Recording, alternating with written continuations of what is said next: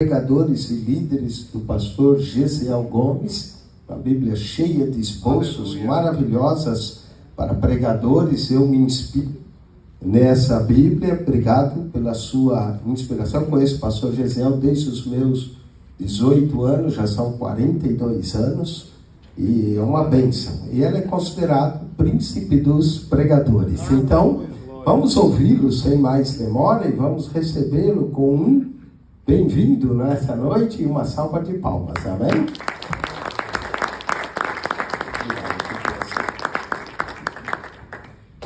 Deus seja louvado para sempre e eternamente. Apesar destes anos de ministério, eu queria dizer, por primeiro, que eu acabo de aprender algumas coisas. E uma das experiências e das práticas mais deliciosas de minha vida é exatamente isto: aprender. Glória a Deus. Quero agradecer a Deus pelo privilégio de estar aqui. É um privilégio, realmente. Eu medito e simplesmente chego a essa conclusão: não havia necessidade nenhuma de eu estar ali na frente, porque eu queria estar aqui. De maneira que, em estando, tenho muito que agradecer a Deus. Eu fui profundamente abençoado com o que já aconteceu nesta noite. Aleluia. Creio que todos fomos. Amém. Dou graças a Deus pela vida do pastor César. Não é à toa que alguém se chama César. Glória a Deus.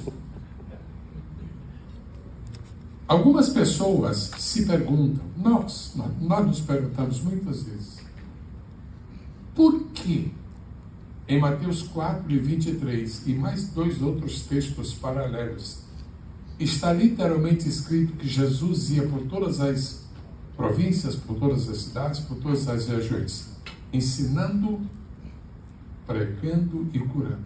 Há pessoas que questionam isso. Não é questionar no sentido de supor que alguma coisa não está bem na Bíblia. É questionar no sentido de dizer, eu não entendo por quê. Não nos parece, às vezes, mais lógico que deveria estar escrito: Jesus pregava, ensinava e curava? Às vezes parece.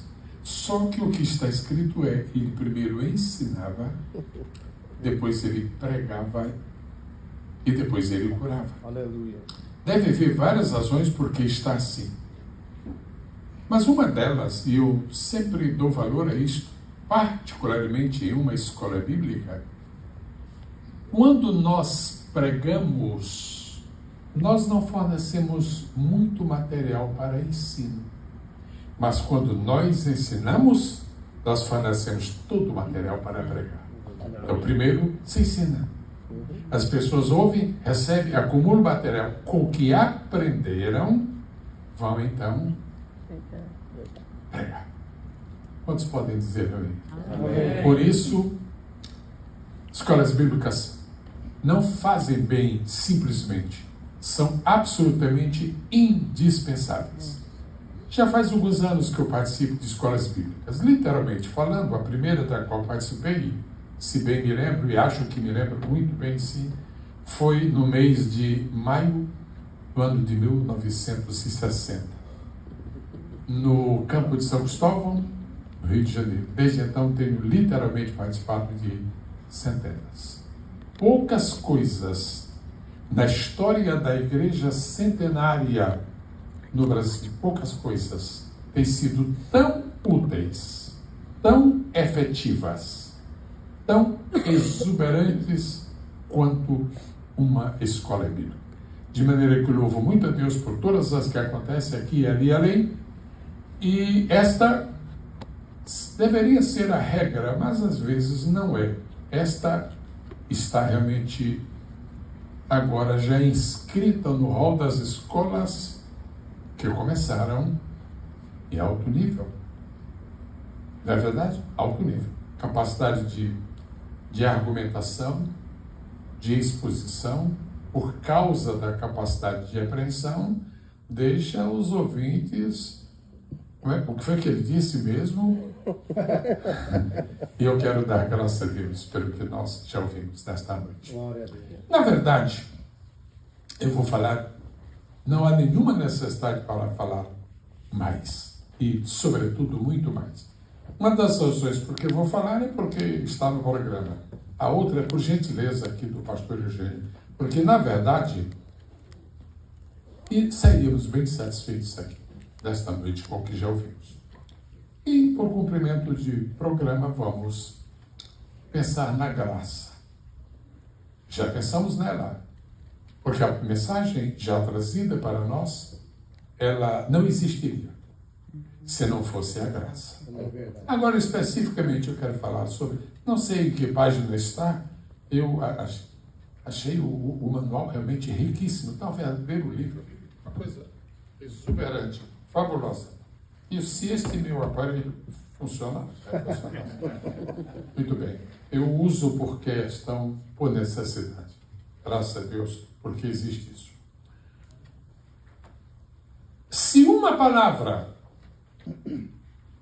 que aparece no texto bíblico uma vez, apenas uma, é importante.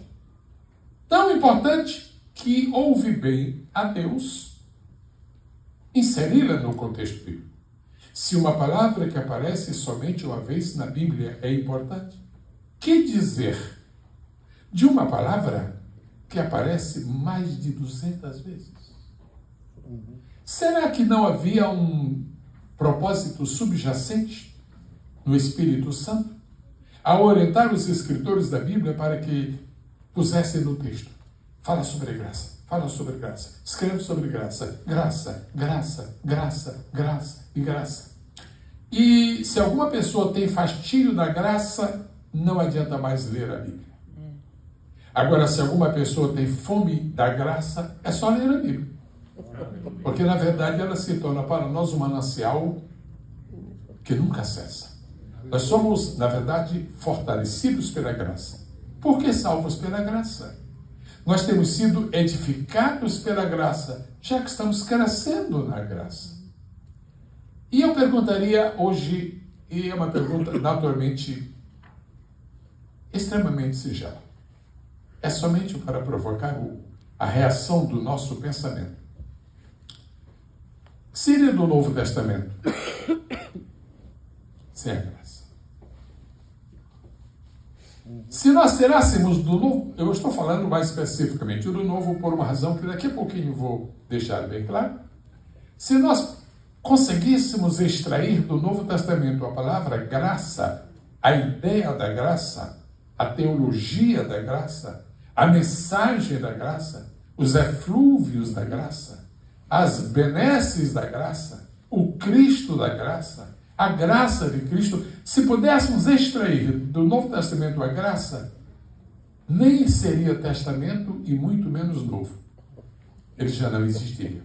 Porque o Novo Testamento existe exatamente por causa da graça de Deus que se manifestou, trazendo salvação a todos os homens. Coube-me, nesta escola bíblica, neste tempo, falar sobre a graça nos evangelhos. Ou seja, eu tenho o direito, não estou dizendo que me roubaram o direito, não, eu tenho o direito de citar aqui qualquer versículo de qualquer parte da Bíblia, mas eu mesmo me deixei conduzir por este pensamento. Eu só ponho hoje versículos dos evangelhos somente para concordar com a liderança dessa escola de que a graça de Deus ela está presente nos evangelhos de uma maneira exuberante. Dá para dar glória a Deus pela mensagem da graça? E na simplicidade que me acompanha por todos estes anos, ao ministrar a palavra de Deus, eu quero deixar-lhes alguns pensamentos, garantindo-lhes que nenhum é novo. Agora, todos são verdadeiros. Aí me alegra. Não vou trazer nenhuma novidade. Em compensação, vou repetir verdades que eu tenho pregado por toda a minha vida e que ainda significam os pilares da nossa fé cristã. Glória a Deus. Os fundamentos da nossa maturidade espiritual e os esteios do nosso próprio ministério, particularmente o ministério do ensino. Os senhores podem perceber aí pelo manual, eu não preciso lê-lo aqui, eu, na verdade, vou usar pouco tempo, eu estou consciente aqui de a que hora estamos, mas vamos ver o tópico primeiro. De que maneira eu poderia apresentar-lhes hoje a graça de Deus nos evangelhos? Quando eu falo de Deus, estou falando do Deus Trino.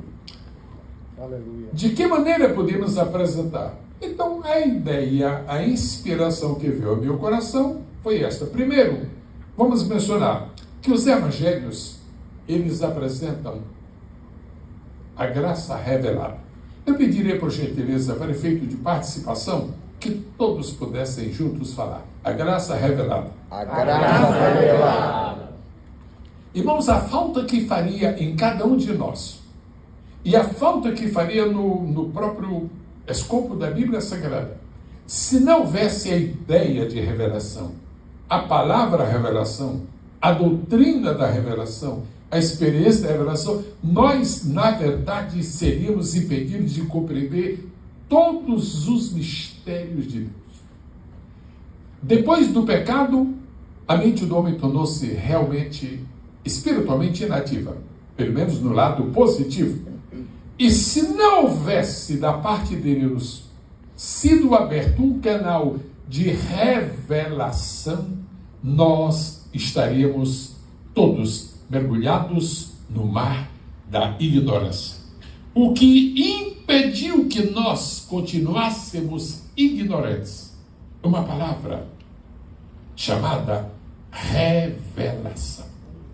E cada vez que nós encontramos o mistério da Bíblia, ele às vezes nos intriga, alguns até nos atormentam, outros nos inquietam, a maioria nos entristece, e as coisas só mudam quando o milagre da revelação acontece.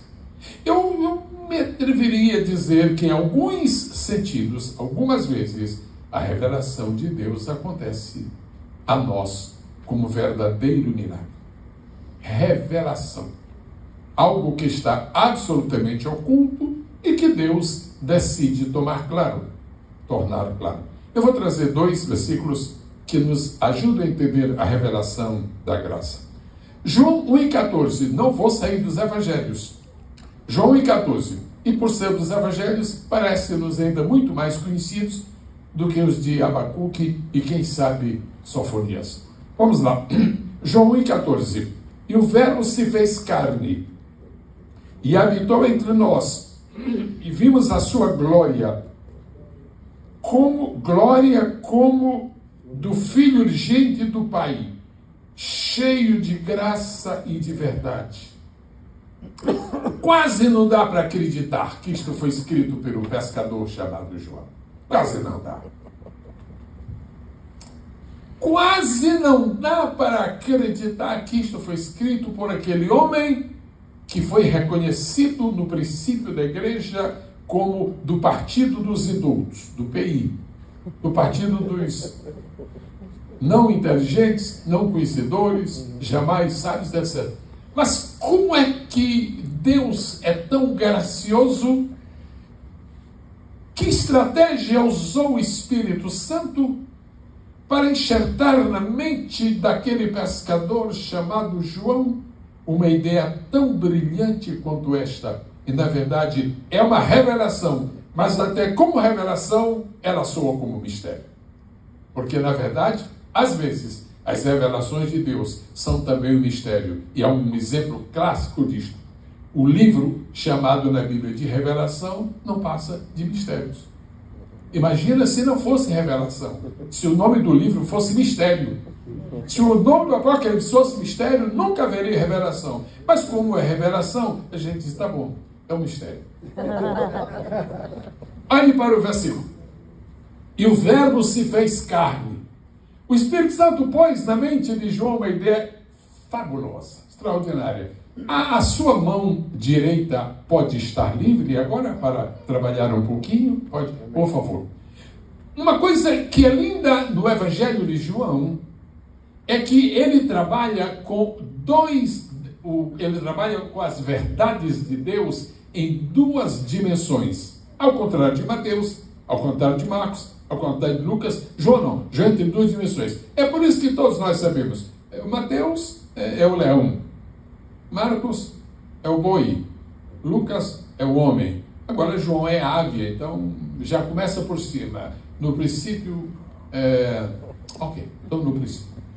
Mas a verdade é que João traz para nós a revelação da graça a partir de um princípio. Nós não poderemos entender a graça se a nossa pesquisa começar embaixo. Nós nunca poderemos entender a graça se a nossa procura partir aqui do chão. Não. Nós nunca entenderemos o que significa graça se começarmos pelos bons dicionários, pelas excelentes enciclopédias. Nós nunca entenderemos com precisão o que é graça se nós não olharmos para cima e não tivermos uma visão do eterno, e não tivermos uma visão do infinito, e não tivermos uma visão do glorioso, porque a graça começa com glória, a graça começa com a eternidade, a graça começa com o infinito. Então, para entender sobre a graça, não vamos começar aqui de baixo. E como o Espírito Santo é absolutamente perfeito, ele já direcionou isto e fez com que o primeiro texto que nós tivéssemos para examinar nesta escola bíblica fosse precisamente Gênesis 1:1. Dá para aplaudir o Senhor por isso? Obrigado. Então eu pedi que a mão fosse usada agora. Muito obrigado. Como é que nós vamos entender a graça? Você tem certeza que melhorou, não é? Ok, eu também vou fazer de conta. Ok, o verbo. A mão pode trabalhar? Pode. O verbo.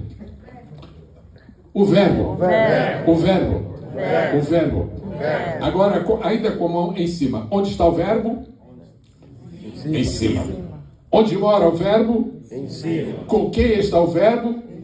Em cima. Com quem está em cima. Muito bem. Agora, nós queremos entender a graça. Primeiramente, quem quiser encontrar o verbo, quem quiser encontrar a graça, localize o verbo. Quem quiser descobrir a graça, localize o verbo, porque é o verbo que vai trazer a revelação. Agora, o verbo, e vamos então trabalhar com a nossa mão. Vamos falar vagarosamente. E o verbo se fez carne. E o verbo se fez carne. Nós vamos entender a graça aqui embaixo, porque a graça não se manifestou lá em cima. Para que graça lá em cima? Para que Deus usar de graça com Gabriel, com Miguel? Para que graça para os querubins? Para quê? Não, a graça é lá de cima para os que estão embaixo. Assim como as orações são aqui de baixo para quem está lá em cima. O verbo se fez carne. Agora, se o verbo é uma coisa passageira e tem as nuances de um cometa, então esse verbo vai disparar rapidamente como um tiro de canhão e essa graça que ele produz não vai ser aproveitada. Não é assim. Olha o que diz a Bíblia. E o verbo se fez carne e... Eu vou pedir que a palavra seja repetida. Habitou. Mais uma vez. Habitou. Ou, segundo alguns comentaristas gostam muito de pedir que seja levado em consideração, e tabernáculo. A graça veio de cima, onde tudo é ouro. Veio de cima, onde tudo é glória. Veio de cima, onde tudo é esplendor. Veio de cima, onde tudo é perfeito. Veio de cima, onde tudo é pecável, e fez um acampamento onde tudo é miséria, onde tudo é maldade, onde tudo é doença, onde tudo é dor. Isto é a graça. Uma coisa muito fácil é morar na cidade mais pobre do estado mais pobre do Brasil, e não vamos discutir qual seja, porque vários serão os candidatos. Muito bem. Uma coisa é morar numa cidade muito pobre, de um estado muito pobre, e vir passar aqui para ser um habitante de Orlando. Isso é uma coisa. Agora é outra coisa deixar uma excelente cidade aqui neste país e ir para a cidade mais pobre, a cidade menos. Ok, foi esta troca. A graça só faz trocas que aparentemente nos parecem trocas de prejuízo. A graça é Jesus trocar o céu, aleluia, pela terra.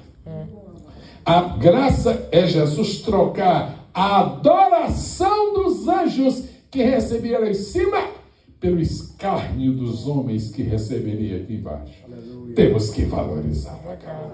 Aleluia.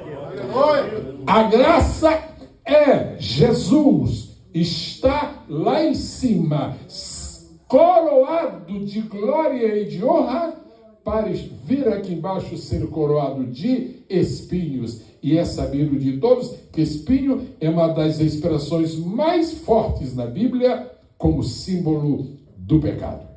E Jesus sendo coroado de espinho era exatamente o significado de ele ser literalmente coroado pelos efeitos do pecado, porque o jardim que Deus entregou para Adão e Eva era um jardim sem espinhos. Mas quando surgiu o pecado, a Bíblia diz que o Senhor falou: espinhos e cardos te produzirá. Deus não criou espinhos. Os espinhos foram produzidos e são subproduto do pecado. E só a graça. Por isso que Jesus, ao aceitar a coroa de espinhos e caminhar com ela em direção ao Calvário, ele está resgatando a nossa vida por inteiro, de tal maneira que futuramente, no milênio, quando ele estiver aqui na terra, ele vai fazer um grande milagre, uma grande operação. Em vez do espinheiro, haverá a murta. E muita gente sabe o que é murta. Uma frutinha até é muito boa, mas não se vende aqui.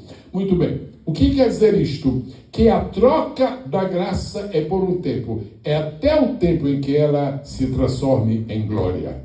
Eu vou repetir. A graça permanecerá até o tempo em que ela se transforme, se converta, ela se apresente como glória. Está aqui neste versículo.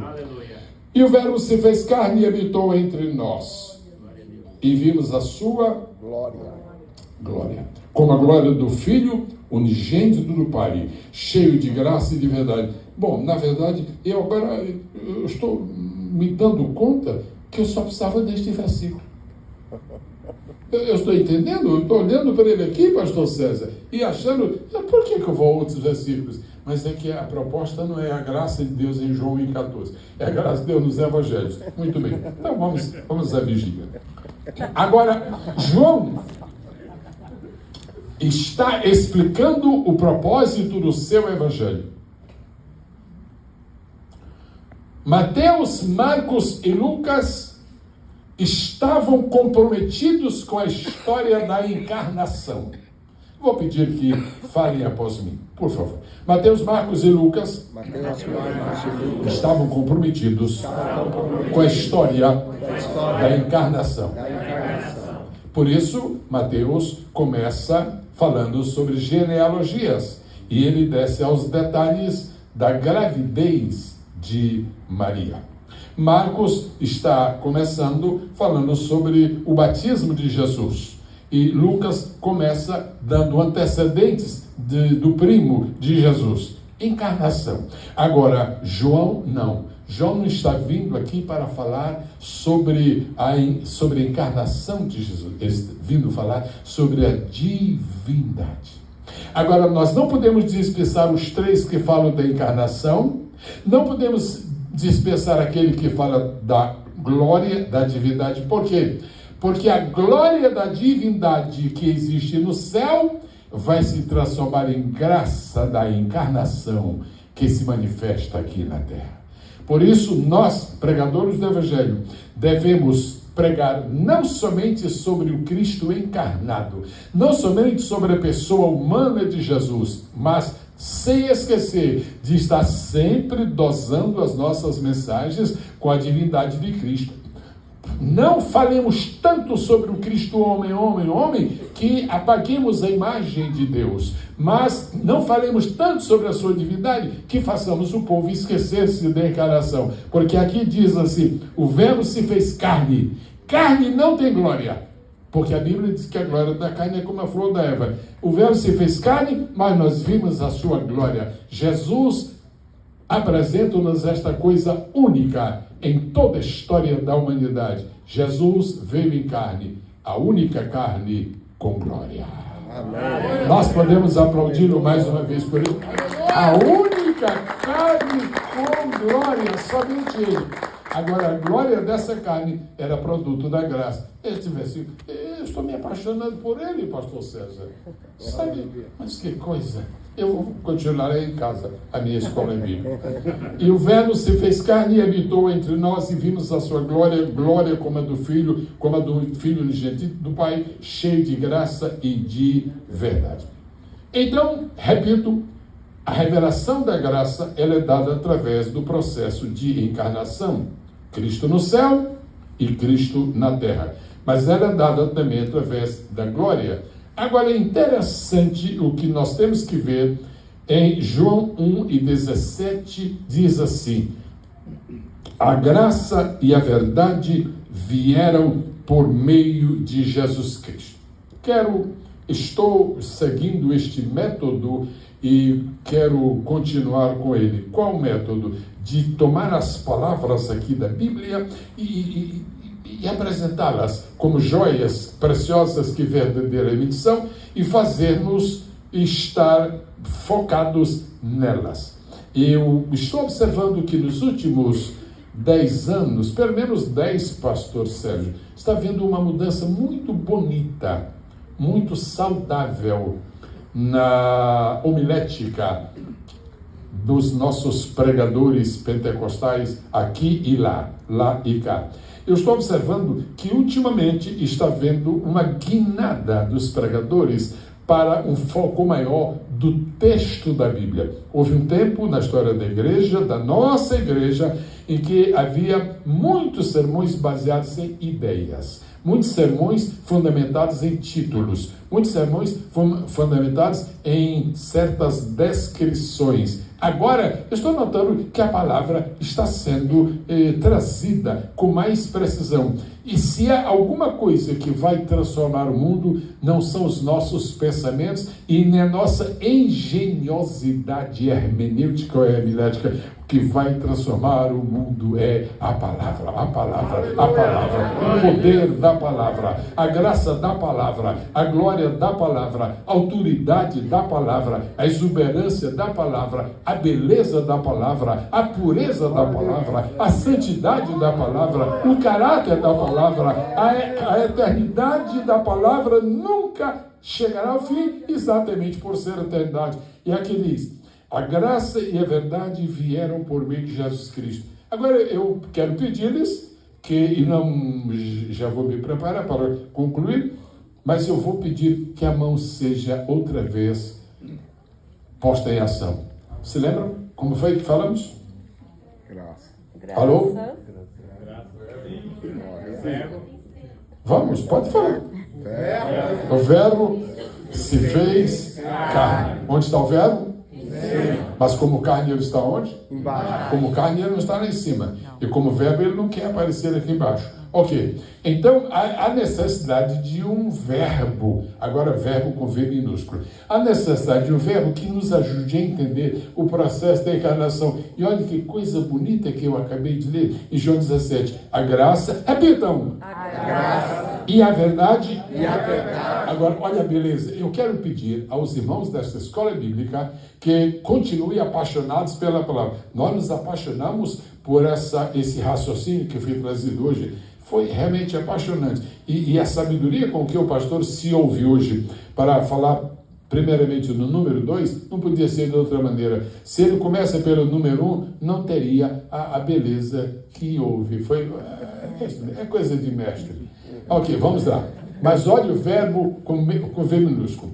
A graça e a verdade vieram. Eu vou pedir que os irmãos repitam essa palavra. Vieram. Outra vez. Vamos valorizar o texto. o que está escrito. Outra vez. Vieram. Mais uma vez. Vieram. As únicas pessoas que acompanharam esta situação foram os anjos, teria sido. A graça e a verdade vieram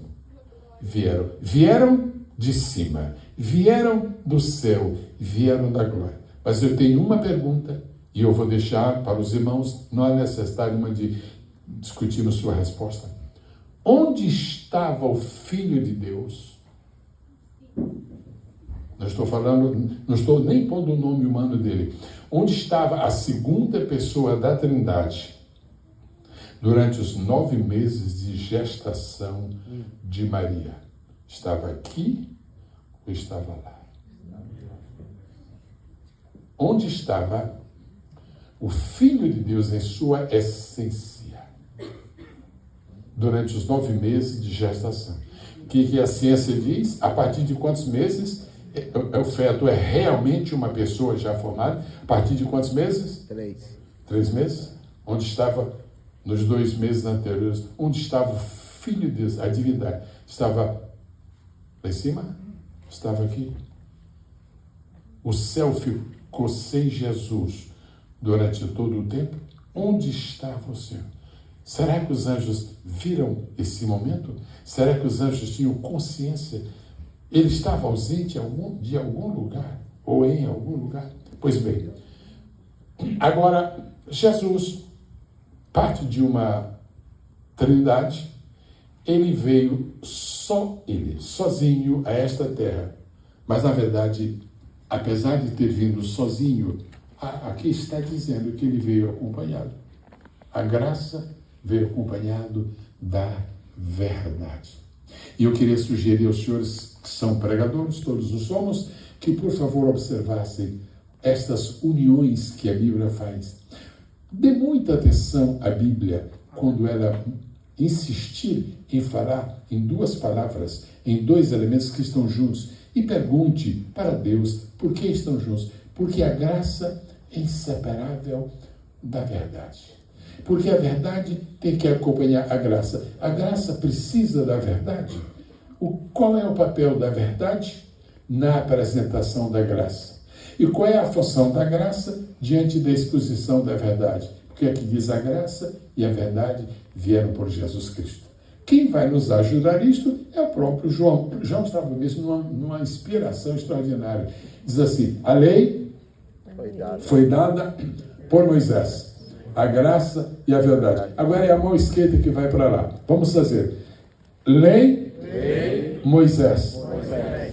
Graça. Verdade. Este versículo ajuda-nos, a nós que somos dispensacionalistas, a nos manter firmes na nossa posição. Eu gosto desse versículo. Eu não sei o que os antidispensacionalistas pensam quando eles lêem este versículo, porque este versículo é dispensacionalista. João era. Ele disse, olha, é o seguinte, lei e Moisés são verdadeiros.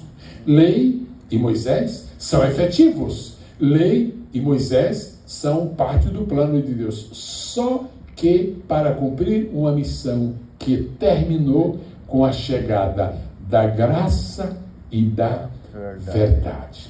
Agora, do lado da lei, está dizendo a lei, está dizendo uma pessoa que é Moisés. Do lado da graça, está dizendo 2 virtudes, 2 atributos para uma pessoa só. Por isso, nós vemos a importância na Bíblia de Moisés, porque é um marco dispensacional que não pode ser retirado, que não pode ser minimizado, que não pode ser esquecido, mas que precisa ser comparado. Então, eu quero louvar a Deus por todos os pregadores que gostam de pregar sobre Moisés. E Moisés tem muito para se pregar. Preguemos. Agora, não nos esqueçamos. Não é aconselhável a nenhum pregador do Evangelho apresentar ao seu público uma bonita passagem sobre Moisés e terminar o seu sermão falando em Moisés sem se esquecer que Moisés é uma página verdadeira, mas que está ligada a uma outra página que é Jesus Cristo.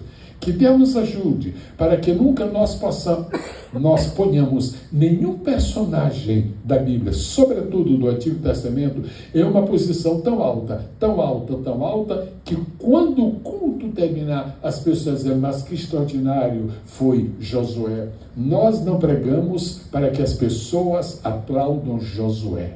Nós pregamos para que as pessoas se convertam a Jesus. Então, qualquer figura que seja objeto de nossas mensagens na igreja são sempre para dizer que era o Espírito de Cristo, era o simbolismo de Cristo, era a antecipação de Cristo. E onde está isso na Bíblia? Está aqui, a graça e a verdade.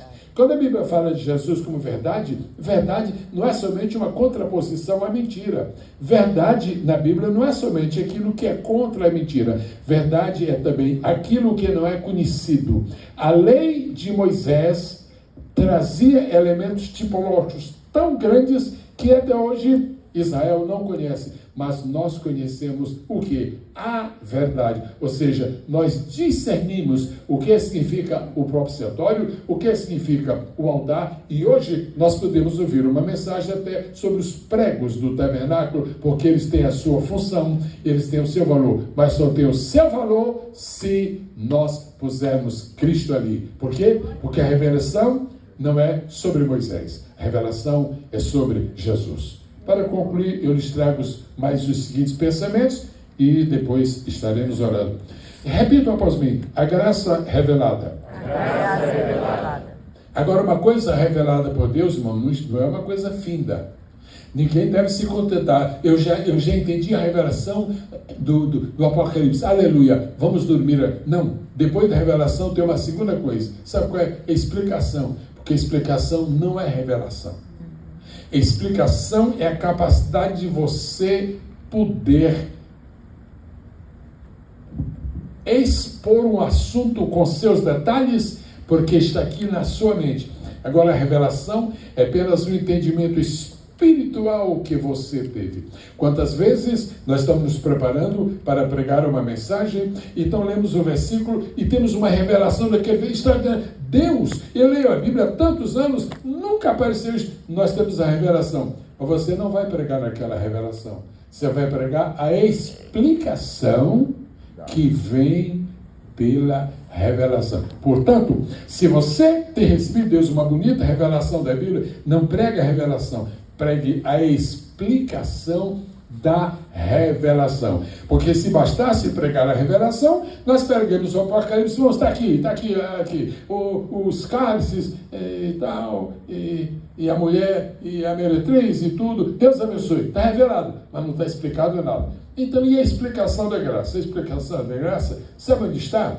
Em João 3, 16, 17. Porque Deus amou o mundo de tal maneira que deu seu Filho unigênito para que todo aquele que nele crê não pereça, mas tenha a vida eterna. Porque Deus enviou seu Filho ao mundo, não para condenar. Isto aqui não é a revelação da graça. A revelação da graça está em João 1. Isto aqui é a explicação da graça. E como é que nós podemos entender isto? Número 1, a origem da graça. O João está dizendo, Deus... Na verdade, são palavras textuais do Senhor Jesus, e João está escrevendo. Jesus falou isso para Nicodemos. A origem da graça. Deus enviou o seu Filho, porque Deus é Deus de toda a graça. Agora, como é que a graça se explicita? Como é que você sabe que está tendo ou mantendo contato com a graça? Através do amor, porque está escrito, porque Deus amou. Não existe graça sem amor, e nenhum amor é verdadeiro se não estiver acompanhado da graça. Depois, como é que essa graça se viabiliza? Aí vem a célebre palavra, o célebre verbo, que é um dos mais fortes da Bíblia, sobretudo do Antigo Testamento, mas do Novo, mas também do Antigo. Porque Deus amou o mundo de tal maneira que deu. Graça que não dá, não é graça, é negócio.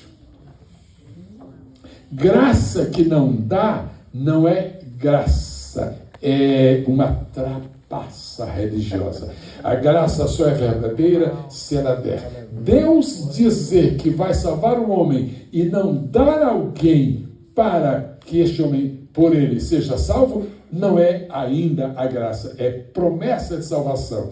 Nós temos o privilégio de dizer o que está escrito tantas vezes na Bíblia, que Deus deu o seu Filho. Mas como é que eu posso ter certeza que Deus realmente deu? Por isso que João 3,16 não pode ser entendido completamente, apesar de tão completo, ser o verso 17. E qual é o segredo do verso 17? O segredo do verso 17 é o verbo enviar. No verbo 16 diz, Deus deu o seu Filho. A escola é bíblica. Deus deu o seu Filho. Mas Deus está no céu e o Filho dele também lá. Muito bem. Ele deu, mas estará. Quantas vezes nós demos coisas, né? Que nós demos, mas demos, só falamos que dá. Agora no verso 17 diz como foi que Deus deu. E diz o verso 17, porque Deus enviou seu Filho. Então, somos gratos a Deus porque Ele deu.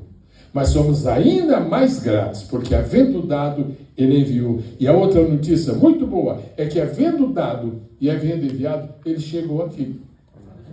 Porque Ele podia ter enviado e a rota ter sido mudada. Então diga comigo, Deus deu, Deus enviou, Jesus chegou e nós o recebemos. Vamos estar de pé no nome maravilhoso do Senhor Jesus Cristo. Não esqueça do múltiplo significado da palavra verdade na teologia. É a última palavra que eu quero dizer. A graça e a verdade. Primeiro, verdade é um atributo de Deus.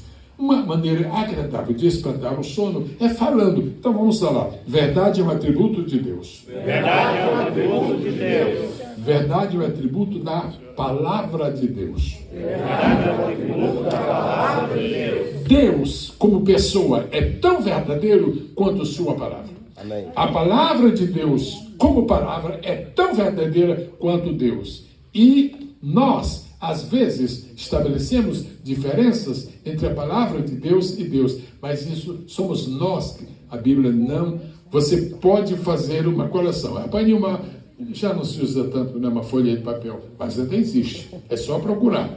Muito bem. Faça uma lista de atividades que são realizadas por Deus. E depois faça uma lista de atividades que são realizadas pela palavra. Você vai ter uma surpresa. Tudo que Deus faz, a palavra faz. Deus salva, a palavra salva. Aleluia. Deus cura, a palavra cura.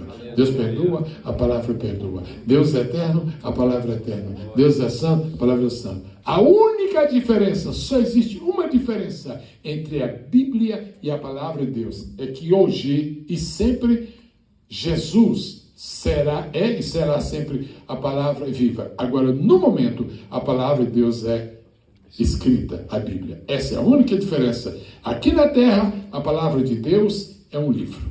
Lá no céu, a palavra de Deus é uma pessoa. Mas quando este livro não existir mais na terra, não a palavra, mas o livro, quando ele não existir, fiquem tranquilos. A palavra existirá para sempre e eternamente. Para sempre e eternamente. E esta palavra não é outra senão a palavra da graça. Sem a graça não existe evangelho. Agora, o evangelho é, sobretudo, o evangelho da graça de Deus. Quantos aqui são salvos pela graça? Digam eu. Regenerados pela graça.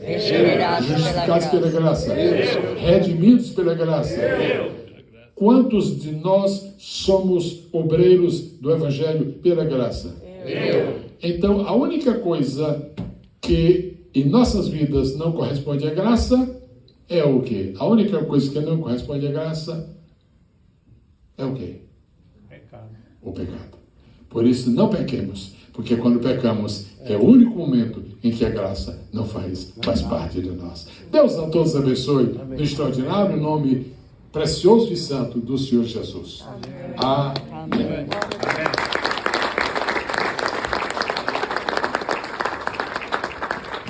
Pastor Eugênio, eu vou aproveitar aqui a sua gravata bonita para dizer, eu tenho um filho chamado Gesimel Moisés Gomes. Ele é chamado aqui na América de Moses Gomes. Ele me mostrou a semana passada um material, eu achei fabuloso, mas eu fiquei tão contente que a primeira coisa que eu pensei foi logo Lebon. Não, eu vou falar Lebon. Ele estará lançando nesta segunda-feira um estudo bíblico especial sobre homilética. Será todo o mês de junho, todas as segundas-feiras, muito especial.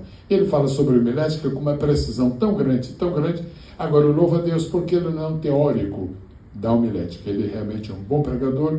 E se alguma pessoa tiver algum interesse por um curso de homilética de alguém que a gente sabe que não é produto da inteligência artificial e nem dos testemunhos de Jeová, lá na internet, eu posso com muito prazer lhes indicar. Ele está com a Academia Rema de Teologia e o curso para junho é de homilética. Deus a todos abençoe em nome de Jesus. Obrigado. Foi o senhor que andou dando meu nome para estar aqui, não foi? Peraí, alguém tem alguma pergunta para o pastor Gesiel? Amém. Uma salva de palmas a Jesus pela vida do